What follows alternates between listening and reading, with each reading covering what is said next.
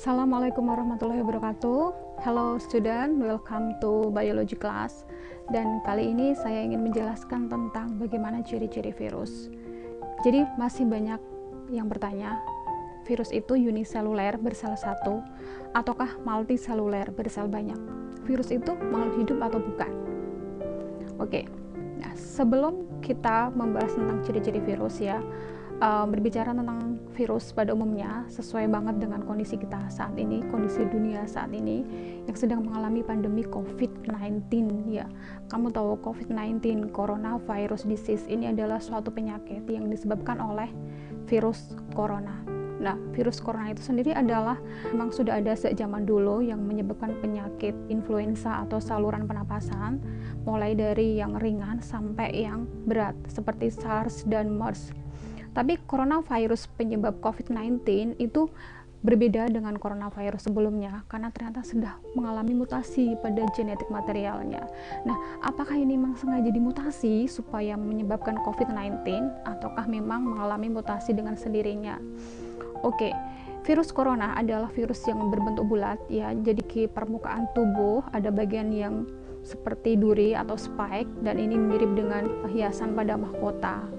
Itulah sebabnya kenapa virus ini disebut sebagai corona, karena corona berasal dari bahasa Latin ini yang artinya mirip mahkota.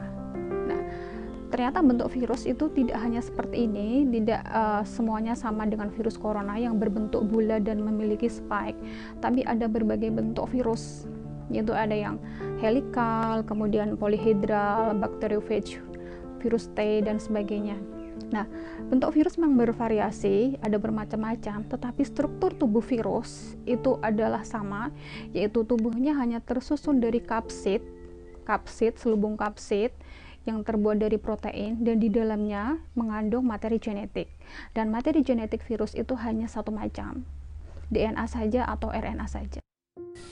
Struktur tubuh virus yang utama adalah kapsid, yaitu selubung luar yang terbuat dari protein dan isinya di dalamnya itu mengandung nukleik asid, asam nukleat. Asam nukleat pada virus itu hanya satu macam, DNA saja atau RNA saja. Jadi kalau pada sel hewan, sel manusia, sel tumbuhan itu bisa memiliki dua macam asam nukleat, DNA dan RNA, tetapi virus hanya memiliki satu macam asam nukleat, yaitu DNA saja atau RNA saja. Nah, ada komponen tambahan dari virus yaitu envelope, tetapi tidak semua virus memiliki envelope. Virus yang memiliki envelope disebut juga virus berselubung, sedangkan virus yang tidak memiliki envelope disebut virus telanjang atau virus tidak berselubung. Nah, jadi tubuh virus hanya berupa kapsid dari protein dan materi genetik. Virus tidak memiliki membran sel, virus tidak memiliki sitoplasma, apalagi memiliki organel sel. Oleh karena itu, virus tidak bisa disebut sebagai sel. Virus bukan sel atau disebut aseluler. Virus hanya berupa partikel yang bisa menjadi genetic agent atau agen genetika karena dia bisa memanipulasi materi genetik dari sel yang diinfeksinya. Ciri-ciri virus yang pertama, ukurannya antara 0,02 sampai 0,3 mikrometer. Ini jauh lebih kecil daripada ukuran sel bakteri. Kemudian terdiri dari asam nukleat DNA atau RNA yang dikelilingi oleh kapsid terbuat dari protein. Memiliki berbagai bentuk, ada polyhedral, spherical, kompleks atau bakteriofage dan helikal. Dapat bereproduksi hanya di dalam sel hidup atau ini disebut sebagai parasit obligate. Virus tidak terpengaruh oleh antibiotik ataupun antimikrobial lainnya.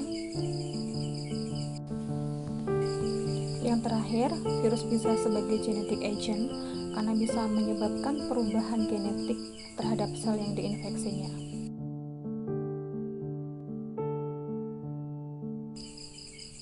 Apakah virus termasuk makhluk hidup?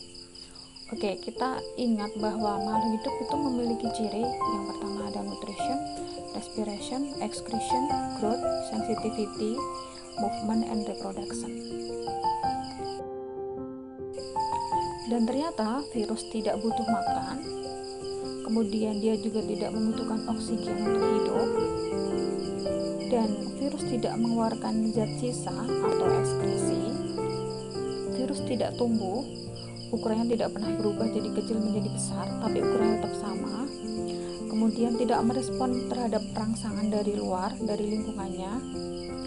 Dan virus juga tidak bergerak dengan sendirinya, kecuali dipengaruhi oleh faktor luar yang menggerakkan. Tapi virus bisa bereproduksi, dari satu virus menjadi ribuan virus. Inilah salah satu ciri makhluk hidup yang dimiliki oleh virus, yaitu mampu bereproduksi, tapi syaratnya harus di dalam sel hidup.